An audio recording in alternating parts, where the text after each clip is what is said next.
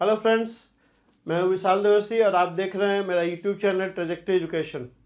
आज हम लोग जेस्ट का जो क्वेश्चन आया है इलेक्ट्रिक फील्ड एंड पोटेंशियल पे, वो सब सवाल करेंगे। जेस्ट में जितने भी क्वेश्चन आए हैं इस चैप्टर पे उसका हम लोग सवाल करेंगे। लास्ट क्लास में हम लोगों ने CSI नेट पे किया था, उसके पहले गेट के क्वेश्चन देखे थे। ठीक है, तो ये जेस्ट का कर लेंगे, इसके साथ ही ये चैप्टर फिनिश हो जाएगा हम लोग का। जो भी लोग IIT JEM CSI NET GATE JEST TIFR का तैयारी कर रहे हैं वो सारे लोग इस चैनल को सब्सक्राइब कर सकते हैं। इवन वो लोग भी जो फिजिक्स पढ़ना चाहते हैं, फिजिक्स में जिनको इंटरेस्ट है, वो भी इस चैनल को ज्वाइन कर सकते हैं। ठीक है, तो let's start doing the questions.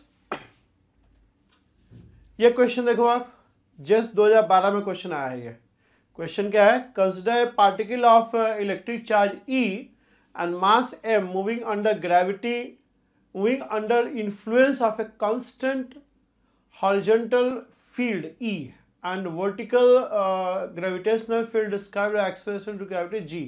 If the particle starts from rest, what will be its trajectory? देखो, एक पार्टिकल है, इस पे दो तरह का फोर्स लग रहा है। एक तो आपका ग्रेविटी लग रहा है, मतलब एक एक्सेलरेशन आपका G हो गया इस डायरेक्शन में ग्रेविटी की वजह से, और एक कांस्टेंट इलेक्ट्रिक फील्ड भी है।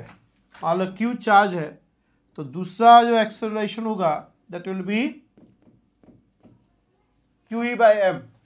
ठीक है, अब बोला पार्टिकल रेस्ट से शुरू करता है। Particle was at rest in the beginning eight t=0, particle was at rest. तो उस केस में what will be velocity in x direction?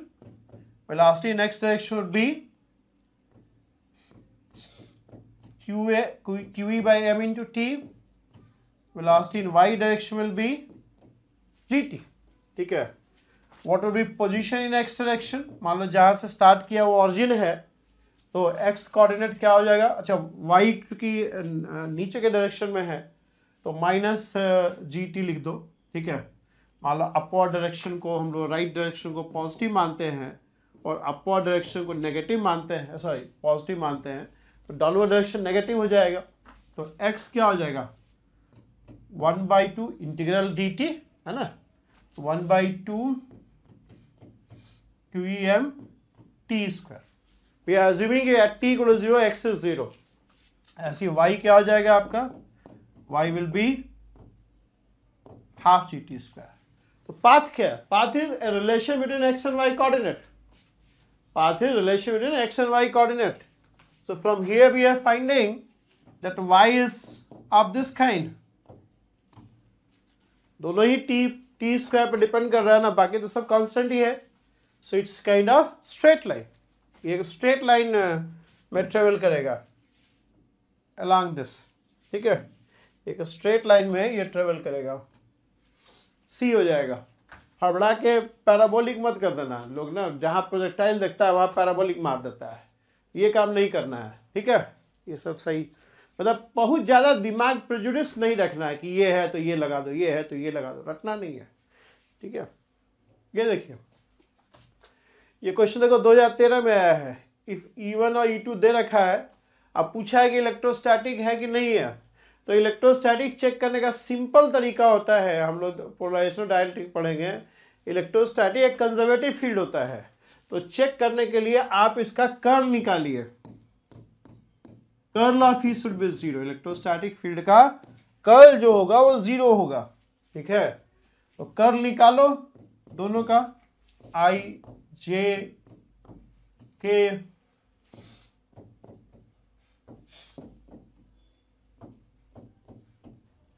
अब E1 लिख दो, E1 इज XY 2YZ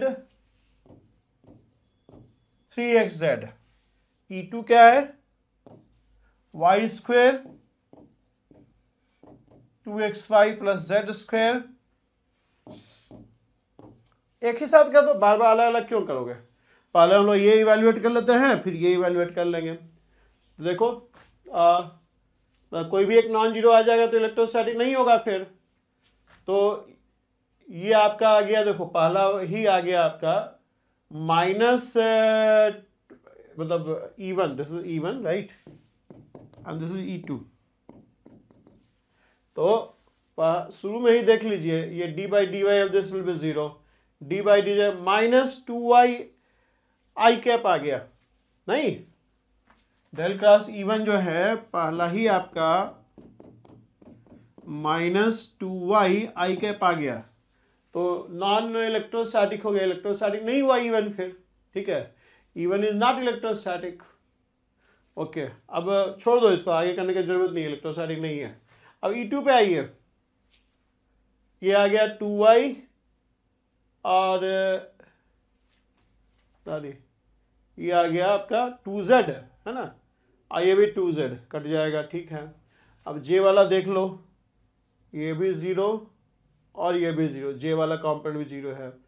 अब K वाला देख लिया जाए, ये आ जाएगा 2y और ये भी 2, हाँ ये तो नॉन जीरो है, लेकिन ये 0 है आपका, ये 0 है, इसका मतलब कि E2 इलेक्ट्रोस्टैटिक है, only E2 is electrostatic, E1 is not electrostatic, E1 is not electrostatic. तो चेक करने का तरीका यही है, आप इलेक्ट्रोस्टैटिक है या नहीं है, तो आप चेक कीजिए कि कर्ल 0 हो रहा है कि नहीं। कर्ल 0 होगा तो इलेक्ट्रोस्टैटिक पोटेंशियल भी एग्जिस्ट करेगा, इलेक्ट्रोस्टैटिक पोटेंशियल एग्जिस्ट करेगा तो E can be written as E equals to minus of del V, E equal to minus del V का मतलब है कि line integral over a close path will be 0। तो वो अलग से एक डिस्कशन रहेगा हम लोग कंजर्वेटिव फील्ड पे, अभी इस चैप्टर में नहीं किए हैं, मतलब लेकिन आप पढ़े होंगे, मतलब 10+2 वगैरह में ये डिस्कस करेंगे। We will discuss, to be discussed in chapter of polarisation of dielectric. Polarisation of dielectric में ही ये चीज़ आएगा, तो हम लोग पढ़ेंगे। एक्चुअली देखिए, जो सीक्वेंस है पढ़ने का वो यही होगा कि जैसे जैसे हम लोग को वो टकराएगा वो टॉपिक करते जाएंगे उसको। अभी ये कहीं दिखा नहीं है इसको, चलो क्वेश्चन नहीं कर लिया हम लोगों ने, ऐसे ही करेंगे, ठीक है। ओके, ये देखिए 2015 में क्वेश्चन आया है आपका। क्वेश्चन क्या है देखो, एक circular loop of radius r carries a uniform line charge density lambda, ठीक है। The electric field calculated at a distance z above the centre of the loop is maximum z is equal to, देखो हम लोगों ने derive किया है ये, if q is the charge on the loop, then if you want to find the electric field at point p at a distance of z from the center, in that case the electric field is simply given by qz upon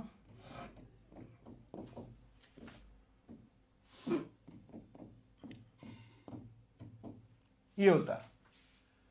अब क्या करना है आपको, maximise करना है, इसको maximise करना है, तो ये आप मैक्सिमाइज करो, ठीक है, D by D Z of Z upon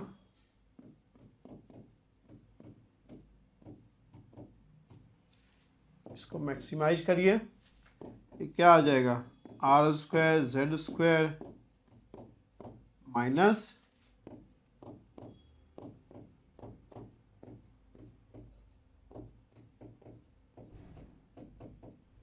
ये आ जाएगा, कट जाएगा, R square plus Z square, under root को बाहर ले लोगे, 3z स्क्वायर, यानी z equals to R upon root 2, z equals to R upon root 2 आ जाएगा, ये आंसर आ जाएगा। आर अपॉन रूट 2 पे मैक्सिमम होगा, ठीक है। अब मैक्सिमाइज का ऐसे सेकेंड डेरिवेटिव भी चेक कर सकते हो, पर ज़रूरत नहीं है, ठीक है, यही आंसर आ जाएगा। ओके, ये जस्ट 2015 में क्वेश्चन आया था, देखो ये देखो 2015 में एक और क्वेश्चन है इसी चैप्टर पे। हम लोग जितने भी question electric field and potential से रिलेटेड है वो सारा एक जगह करके क्वेश्चन डिस्कस करना है, क्योंकि तरीका भी देखो यही है, आप चैप्टर वाइज पढ़ेंगे तो उस चैप्टर का जितने भी एग्जाम में क्वेश्चन है वो करते जाना है, तो आपका तैयारी बढ़िया हो जाएगा, ठीक है। लास्ट में टेस्ट सीरीज दे देंगे।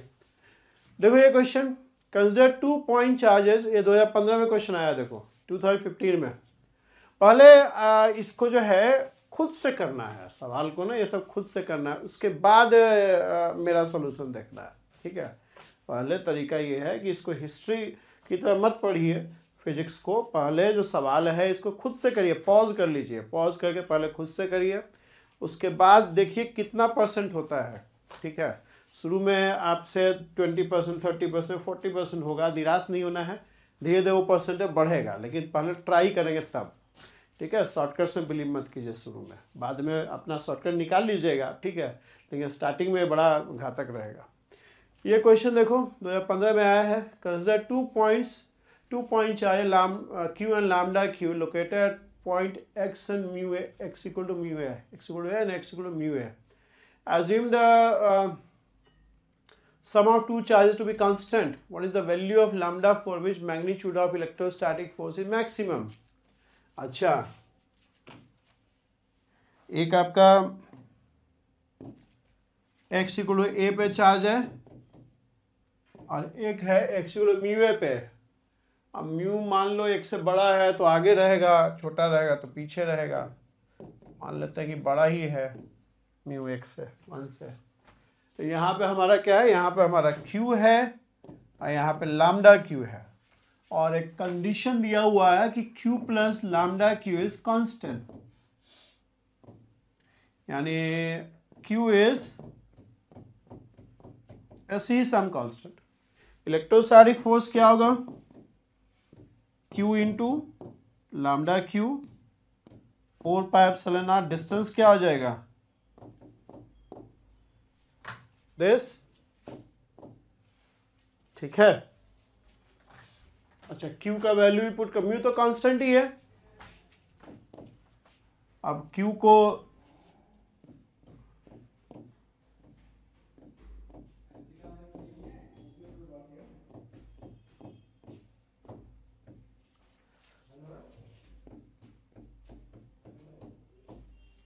ये आ जाएगा, यानी लैम्डा का फंक्शन आ रहा है, मान लो बाकी सब कांस्टेंट ले लें, m, it is lambda upon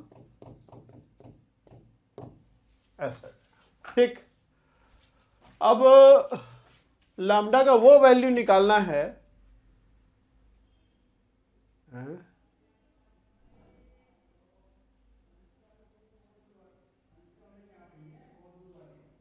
mu कहां से आ गया,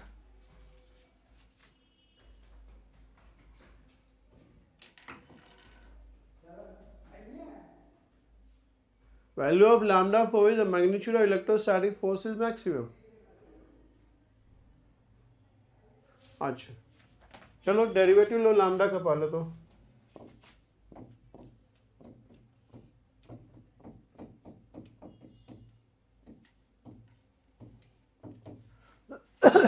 देखो lambda plus 1 whole square minus twice of lambda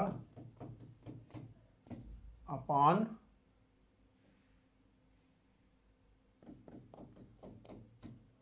four, ये कितना आ जाएगा, लैम्डा प्लस 1 अगर बाहर ले लें हम लोग तो ये आ जाएगा लैम्डा प्लस 1 माइनस 2 लैम्डा, यानी लैम्डा इक्वल्स टू 1। वही, मतलब ये करने का भी नीड नहीं था, क्योंकि म्यू से तो कोई मतलब ही नहीं है ना, हमें तो इसको मैक्सिमाइज करना है। इसके अंदर कोई म्यू तो इन्वॉल्व है नहीं, ठीक है, इसके अंदर म्यू कहीं इन्वॉल्व है नहीं, तो म्यू का तो कोई रोल ही नहीं है। Lambda is we have be able to write something into function of lambda, तो इट वाज क्वाइट ऑब्वियस कि lambda has to be 1, right. मतलब ऑप्शन, और कोई ऑप्शन सही बैठेगा नहीं, और कोई ऑप्शन सही नहीं बैठेगा, यही आएगा, समझ रहे ना, ठीक है। Quite obvious, quite obvious.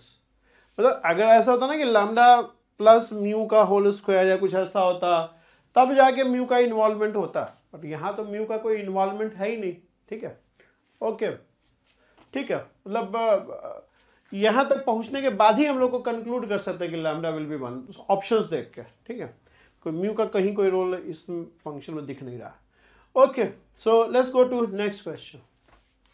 ये देखिए 2016 में आया क्वेश्चन ये, in Millikan oil drop experiment an oil drop of radius r and mass m and charge q दे रखा इलेक्ट्रिक फील्ड के टर्म्स में, अच्छा good, is moving up with terminal velocity v2 due to applied electric field of magnitude e.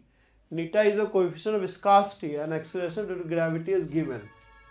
अच्छा, समझ गया, अब देखो ऐसा है कि पार्टिकल ऊपर जा रहा है, ऊपर जाएगा तो क्यों जाएगा? इलेक्ट्रिक फील्ड की वजह से जाएगा, इलेक्ट्रिक फील्ड की वजह से जाएगा। और क्या फोर्स लग रहा है ऑयल ड्रॉप पे? एक तो फोर्स लग गया आपका QE, और एक ग्रेविटी हो गया mg, और एक विस्कोसिटी हो गया। अगर वेलोसिटी ऊपर है, मूविंग अप बोल रहा है ना, मूविंग अप, तो विस्कोसिटी कितना लगता है? 6 पाई नीटा आर वी। ये स्टोक्स थ्योरम में हम लोग पढ़ते हैं, ठीक है। ये विस्कस फोर्स लगेगा। नेट फोर्स अपवर्ड क्या आ जाएगा? Net force in upward direction will be equal to what? Will be equal to QE minus mg minus 6 pi neta rv, and that would be equal to m dv by dt, ठीक है, m dv by dt। Okay, अब क्या है? अब देखो starting में V0 है, ठीक है। तो स्टार्टिंग में जो फोर्स होगा QE माइनस mg होगा। अब ऐसे केस में जो एक्सेलरेशन आएगा, the acceleration will be, acceleration यहाँ लिख लो, acceleration in the beginning the acceleration would be QE by m minus g। ये शुरू में एक्सेलरेशन होगा स्टार्टिंग में t=0 पे। जैसे ही एक्सेलरेशन होगा उसके अंदर वेलोसिटी आएगा, जैसे ही वेलोसिटी आएगा एक डी एक्सेलरेशन नीचे के डायरेक्शन में एक विस्कस फोर्स लगना चालू हो जाएगा। And now the acceleration will be 6 pi eta R V upon m। अब क्या होगा? जैसे जैसे v बढ़ेगा, ये टर्म जो है ये ग्रो करता रहेगा कि ये वेलोसिटी पे डिपेंड कर रहा है, ठीक है। एक समय ऐसा आएगा कि वेलोसिटी बढ़ते बढ़ते ऐसा हो जाएगा कि this becomes equal to this. अब ऐसे केस में net force acting on the drop will be 0, और फिर जिस वेलोसिटी पे ये QE minus mg 6 pi eta R V के बराबर होगा, उस वेलोसिटी से ही वो फिर लगातार मूव करता रहेगा। उसी को टर्मिनल वेलोसिटी बोलते हैं, स्टेडी स्टेट वेलोसिटी बोल सकते हैं। इसी को हम लोग टर्मिनल वेलोसिटी बोलते हैं। उसका वेलोसिटी नहीं चेंज होगा क्योंकि उस वेलोसिटी पे जो नेट फोर्स है QE minus mg that will be equal to 6 pi eta R V. समझ रहे आप? ऐसे केस में जहां वेलोसिटी डिपेंडेंट फोर्सेज होंगे वहां पे इस टाइप का टर्मिनल वेलोसिटी वाला केस आएगा, ठीक है। तो the instant eight which this becomes 0, at that instant जो भी वेलोसिटी होगा वही टर्मिनल वेलोसिटी हो जाएगा। और टर्मिनल वेलोसिटी, अच्छा चार्ज क्यू दिया हुआ, ठीक है। तो चार्ज क्यू का वैल्यू पुट कर लो पहले तो 6 पाई नीटा आर, अच्छा ई तो गुना हो गया 0, कट जाएगा ये, और ये mg हो गया, और टर्मिनल वेलोसिटी है क्या? v2 है। When v becomes equal to v2, this net force becomes 0। इसमें v2 पुट कर लो, 6 pi eta r v2 equal to 0। क्या पूछा है आपसे? Acceleration to gravity. अच्छा ये तो कट गया आपका। Acceleration to gravity will be simply 6 pi eta r v1 by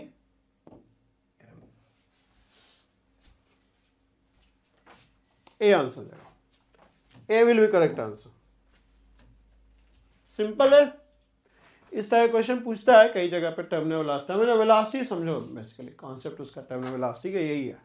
शुरू में आपका QE माइनस mg से एक्सेलरेट करेगा, जैसे ही एक्सेलरेट करेगा उसके अंदर वेलोसिटी आएगा, वेलोसिटी आएगा तो ये वाला टर्म जो है ना ये राइज करना चालू कर देगा। ये राइज नहीं करे तो कांस्टेंट है।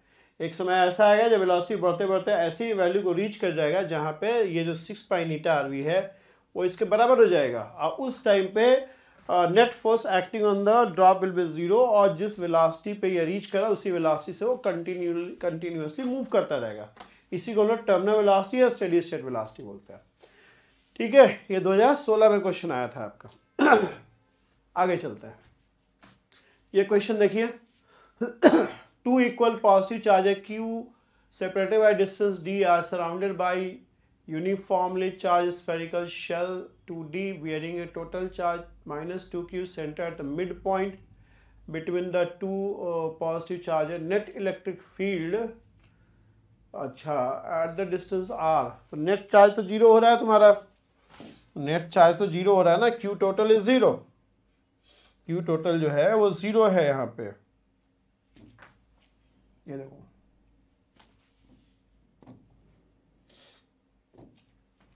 ये सेंटर हो गया और यहाँ पे ये क्यू है, बड़ा क्यू है छोटा क्यू है, छोटा क्यू है,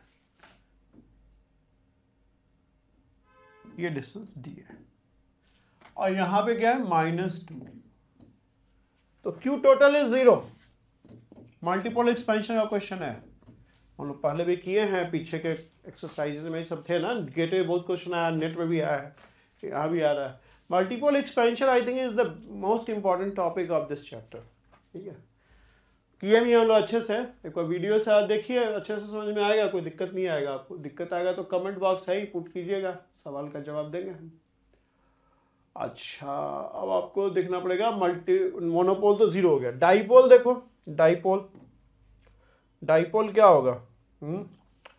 इसकी वजह से डाइपोल जीरो हो जाएगा, इसकी वजह से तो डाइपोल जीरो हो जाएगा। ठीक है, क्यू और क्यू की वजह से, क्योंकि मान लो ऐसे एक्सेस ड्रॉ करते हो, अब तो चूंकि आपका वो जीरो है ना मोनोपोल, तो कहीं भी ऑरिजिन ले सकते हैं, ऑरिजिन पर डिपेंड करेगा नहीं dipole.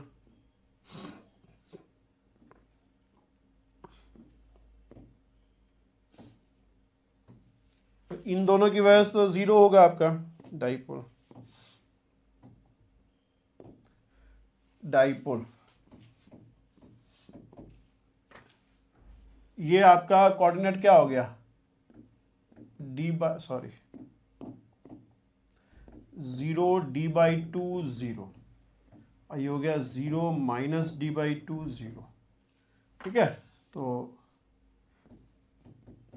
QI RI discrete charges के लिए तो ये हो गया, और कंटिन्यूअस डिस्ट्रीब्यूशन के लिए ये हो जाएगा। यहाँ कंटिन्यूअस डिस्ट्रीब्यूशन भी है, डिस्क्रीट चार्ज भी है, ये दो डिस्क्रीट चार्ज है, और -2 की तो कंटिन्यूअसली डिस्ट्रीब्यूटेड है ना, -2 की जो है यूनिफॉर्मली डिस्ट्रीब्यूटेड है, तो ये तो आपका जीरो आ जाएगा, दिख ही रहा है, d/2 j कैप हो गया, और यहाँ हो गया Q - d/2 j कैप, और ये बच गया तुम्हारा,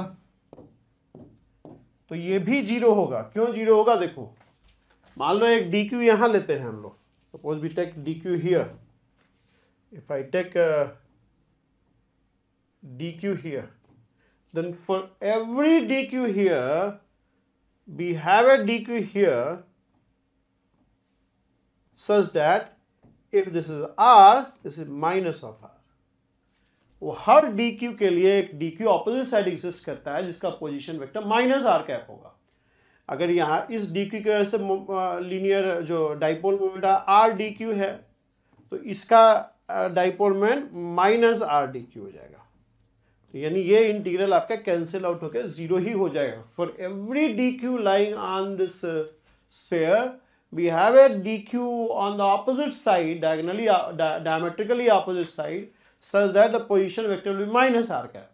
तो ये इंटीग्रल जीरो ही हो जाएगा, और ये दोनों जोड़ के भी जीरो हो रहा है, यानी डाइपोल मोमेंट भी जीरो है। यानी इसका मतलब है कि जो पोटेंशियल होगा that will be because of quadrupole moment, और quadrupole moment का पोटेंशियल जो होता है 1/r³ पर डिपेंड करता है, यानी इलेक्ट्रिक फील्ड जो हो जाएगा 1/r4 पर डिपेंड करेगा, क्योंकि इलेक्ट्रिक फील्ड जो आपका है that will be -dV/dr। ठीक है, तो 1/r4 पे इलेक्ट्रिक फील्ड डिपेंड करेगा। ध्यान ये देना है हमेशा कि क्या पूछा है, इलेक्ट्रिक फील्ड पूछा है या पोटेंशियल पूछा है। हड़बड़ी में पोटेंशियल का करके नहीं आ जाना है, पोटेंशियल 1/r³ पर डिपेंड कर रहा है, क्योंकि जो भी होगा वो क्वाड्रुपोल की वजह से होगा, डाइपोल भी चूंकि जीरो हो चुका है। ठीक है, ओके, तो आगे चलते हैं। So multiple expansion is very very important, ये भी आई थिंक मल्टीपल एक्सपेंशन पे ही है। क्यू दे रखा है, और अच्छा दो जगह क्यू है और दो जगह -q है, लार्ज डिस्टेंस पे क्या होगा? मोनोपोल तो जीरो हो गया, देखो मोनोपोल तो जीरो हो गया ना। डाइपोल निकाल लो एक बार, डाइपोल क्या हो जाएगा? Dipole will be sigma RI/QI। तो पहला मान लो Q है, तो ये हो जाएगा क्या? AI cap AJ cap. दूसरा भी Q है, उसका हो गया माइनस ए आई कैप माइनस ए जे कैप, है ना। आप तीसरा क्या हो गया, minus Q A I cap minus A J cap, और एक और माइनस क्यू है, ये है माइनस ए आई कैप। ये सब बिना करे भी आप ऐसे देख सकते हो कि भाई एक का आर क्यू सेम है, लेकिन ये आर है तो ये माइनस आर है, ये आर है तो ये माइनस आर है, तो सम होके तो जीरो ही हो जाएगा ना। तो डाइपोल मोमेंट भी जीरो है, यानी जो भी पोटेंशियल होगा वो क्वाड्रुपोल मोमेंट की वजह से होगा, और क्वाड्रुपोल मोमेंट का पोटेंशियल 1/r³ पर डिपेंड करता है, 1/r³ पर डिपेंड करता है। ठीक है, क्लियर है ये? Is it very clear? ठीक है, पहले मोनोपोल निकालना है, फिर डाइपोल निकालना है, डाइपोल निकालने के बाद क्वाड्रुपोल फिर निकालने की जरूरत नहीं है। डाइपोल भी जीरो है, मोनोपोल है तो क्वाड्रुपोल की वजह से। ऑक्टोपोल देखो कोर्स में कहीं पूछेगा नहीं आपसे, ठीक है, तो आप क्वेश्चन पूछ सकते हो कि सर क्वाड्रुपोल क्यों नहीं निकाले, क्वाड्रुपोल होता है जीरो हो जाए तो ऑक्टोपोल की वजह से होगा। बट हम लोग का जो स्कोप है ना सिलेबस का, क्वाड्रुपोल से आगे बढ़ता नहीं है। ठीक है, ओके। 2020 में क्वेश्चन आया था, देखो ये देखो, ये भी 2020 का क्वेश्चन है। A ring of radius 0.5 meter has a gap of 0.002 pi meter. If the ring carries a charge of 1 coulomb distributed uniformly along it, then the electric field at the center of the ring is principle of superposition लगाना है आपको। इसमें देखिए कैसे होगा। आप मान लो कि ये पूरा रिंग है, ठीक है, आप मान लें पूरा रिंग है। लैम्डा क्या है, lambda is charge per unit length 1/2πr, 1 coulomb by r is 0.5, 1/π coulomb per metre. तो मान लिया जाए कि पूरा रिंग है और एक छोटा सा रिंग का हिस्सा है, एक छोटा सा रिंग का हिस्सा है कितने का, देखो कौन सा कलर है, ये लेता है। ये पूरा रिंग है और एक रिंग का हिस्सा है dl, जिसका लीनियर चार्ज माइनस लैम्डा है। मतलब हम क्या कर रहे हैं, हम कह रहे हैं सिंपल चीज कि भाई इसको हम देख रहे हैं as superposition of complete ring with lambda, right. I am seeing it superposition of complete ring with lambda charge and a small element जो मिसिंग है, जो गैप है ना, ये गैप उतना ही का एक हम dl एलिमेंट, dl या ds जो भी कहो, डेल्टा एल बोल दो, डेल्टा एल बोल दो, delta this delta L nothing but this, और इसका जो डेंसिटी है माइनस लैम्डा है। अब इन दोनों को सुपरपोजिशन कर देंगे तो ये आ जाएगा ना, ये वाला जो चार्ज है यहाँ प्लेस कर देंगे तो ये मिल जाएगा तुमको। ठीक है, तो सुपरपोजिशन लगा लो। अब सुपरपोजिशन क्या बोलता है कि अगर किसी चार्ज को दो चार्ज डिस्ट्रीब्यूशन के फॉर्म में देखते हैं तो जिस पॉइंट पे आपको फील्ड निकालना है उस पॉइंट पे इन दोनों की वजह से फील्ड निकाल दो और ऐड कर दो। अब अगर सेंटर पे फील्ड निकालने बोल रहा है तो इसका रिंग का फील्ड तो सेंटर पे जीरो होगा, सारे आपस में कैंसिल आउट कर जाएंगे ना। यहाँ पे डी क्यू है तो उसका फील्ड जो है इस डायरेक्शन में होगा, तो यहाँ वाला डी क्यू का फील्ड अपोजिट डायरेक्शन में होगा, सब कैंसिल आउट कर जाएंगे। तो इसके वजह से तो फील्ड जीरो हो जाएगा। इसके वजह से फील्ड कितना होगा, सेंटर पे निकालना है तुमको ओ पे। अब चूंकि डेल्टा एल बहुत स्मॉल है compare to the circumference, circumference आपका देखिए 2πr कितना आता है, 2πr ये पाई विच इज 3.14, इसके कंपेरिजन में तो ये बहुत कम है ना जी, 1 पाई और 0.002 पाई बहुत कम है। तो I can treat it as infinitesimally small and charge on this will be treat as point charge. ठीक है, तो पॉइंट चार्ज कितना हो जाएगा, Q will be equal to d q जो हो जाएगा वो that will be equal to what, delta q लिखो,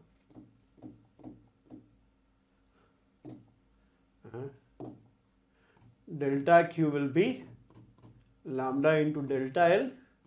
लैम्डा कितना है जी 1/पाई और डेल्टा एल कितना है 0.002 पाई, कट गया तो 0.002 कूलम हो गया। अभी चूंकि इतना कम है कि इसको लोग पॉइंट चार्ज ट्रीट कर सकते हैं, कम है और बहुत छोटा एलिमेंट है, इनफिनिटेसिमली स्मॉल एलिमेंट है, तो इसके वजह से इलेक्ट्रिक फील्ड क्या हो जाएगा, डेल्टा क्यू अपान 4π r स्क्वायर, और r आपका क्या है 0.5 का होल स्क्वायर, ये 4 कट गया, ठीक है। नहीं ऐसे काटो मत, मतलब इसको ले लेंगे हम लोग, ठीक है, नहीं तो फिर लंबा हो जाएगा। 9 × 10⁻⁹ तो ये हो गया 1/4π0। डेल्टा की तुम्हारा हो गया 0.002 और ये हो गया 4 ऊपर चला जाएगा, ये आ जाएगा मेरे ख्याल से 9 × 36 दूनी 72,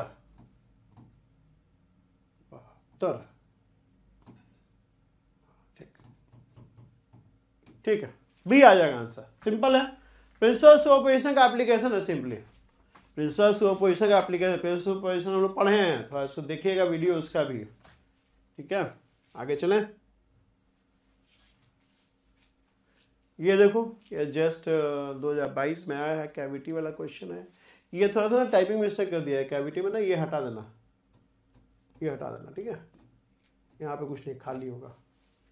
ऐसे तो ये क्वेश्चन देखो नेक्स्ट चैप्टर का है, बट कर लेते हैं, क्या लिखा है, 2 point charge 2q and q are placed inside 2 spherical cavity of radius r/4 in a solid conducting sphere। अच्छा, solid conducting sphere of radius r, the cavities are placed along diagonal at r/2 from the center of the sphere, electric potential at point p।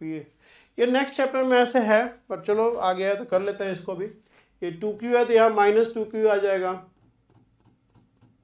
यहाँ q है तो यहाँ -q आ जाएगा, surface पे inner side में आएगा, inner side में, ठीक है, यहाँ भी इनर साइड में आएगा, बल्क में कोई चार्ज नहीं होता, तो ये इनर साइड में -2q आ गया, -q आ गया, तो सरफेस पे आ जाएगा क्या, सरफेस पे आ जाएगा